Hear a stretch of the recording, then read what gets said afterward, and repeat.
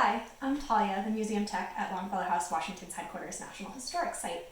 And for our holiday baking challenge, I'm going to be making sponge cake from the Longfellow family recipes. The Longfellow family sponge cake recipe reads: the weight of 12 eggs in fine powdered loaf sugar, the weight of 6 eggs in sifted flour, the grated rind and juice of 1 lemon. The whites and yolks to be thoroughly beaten separate and then beaten well together. Add the sugar and beat it hard, then the lemon, and then when your oven is all ready, add the flour and get it in the oven as quick as possible. Bake from 3/4 of an hour to an hour in a quick oven. Now, you'll notice this is very simple. It has only 4 ingredients. It has flour, sugar, eggs, and lemon. But there's something that you might notice is a little weird about these ingredients. The weight of 12 eggs in fine powdered loaf sugar. Why is it giving the measurements in the weight of 12 eggs? How do you do that in modern measurements? So they didn't have the standardized cups measurements that we would do today. So instead, it's giving you a ratio. It's saying the weight of 12 eggs versus the weight of 6 eggs. So we know from the weight of 12 eggs of fine powdered loaf sugar, that means there's a 2-to-1 ratio of the loaf sugar to the eggs. Sorry, the loaf sugar to the flour. But the problem is that they don't mention how many eggs. So we need to figure that out. So I decided we were going to do 5 eggs to 1 cup of flour, which means there'd be 2 cups of sugar because that's the ratio it gave. And we're going to see how this turns out. Now, another thing you might notice is that it said fine powdered loaf sugar. What is fine powdered loaf sugar? So in the 19th century, loaf sugar was used instead of the granulated sugar we use today. It eventually moved into cubes and to now what we have. So even though it says powdered, which might make you think they mean confectioner's sugar, they don't. They actually just mean regular sugar. Okay, so we're gonna zest a lemon. So this is a lemon zester. You don't need anything this fancy. You could use basically any type of grater to do this. This has a nice little catch basin in the back. This is a juicer. Again, you can also just cut and squeeze straight in. The only thing I recommend, be careful for the seeds. So we're just gonna start zesting. You see, the rind comes off and it goes in there.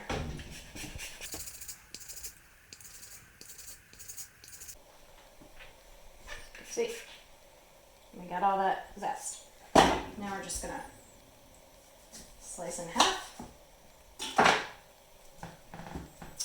And we're gonna stick it on here and squeeze.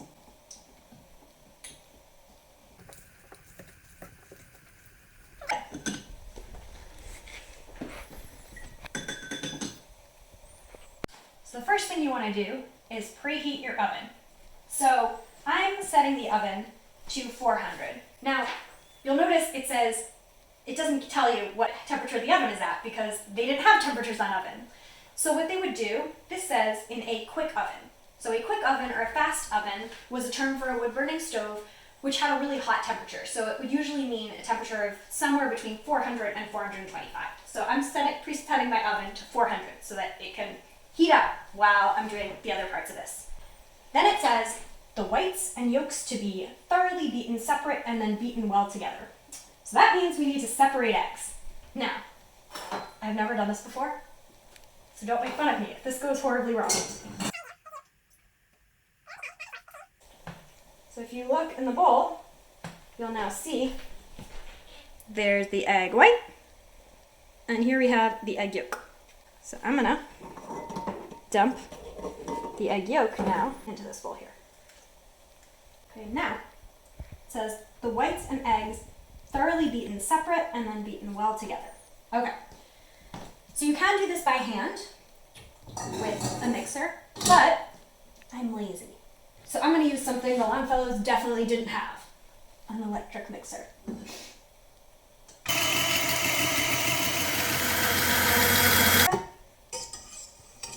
Scrape that off. Now, we're going to beat the yolks. A little drippy.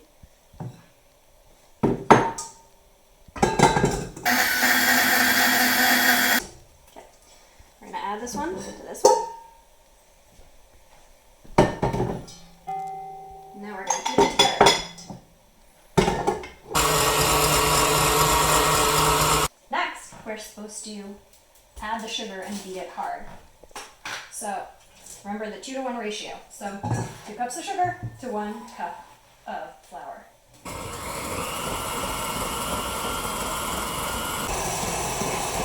the second cup in here. Next, we add the lemon. So I'm just gonna pour the lemon juice in there. We're gonna pop open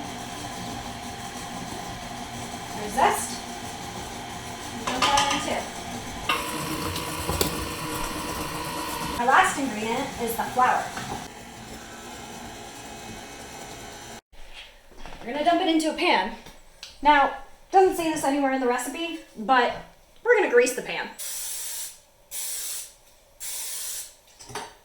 Just gonna pour it in.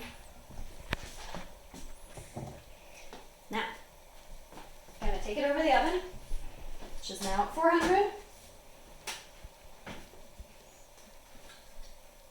Slide it in there. And now we set a timer for an hour, and we wait.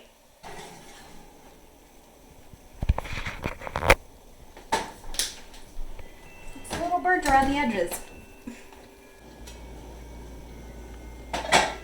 And we have an exceedingly burnt sponge cake.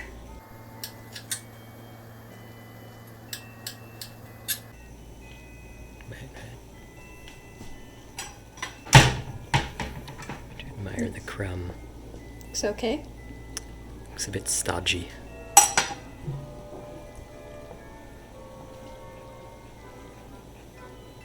Actually tastes pretty good.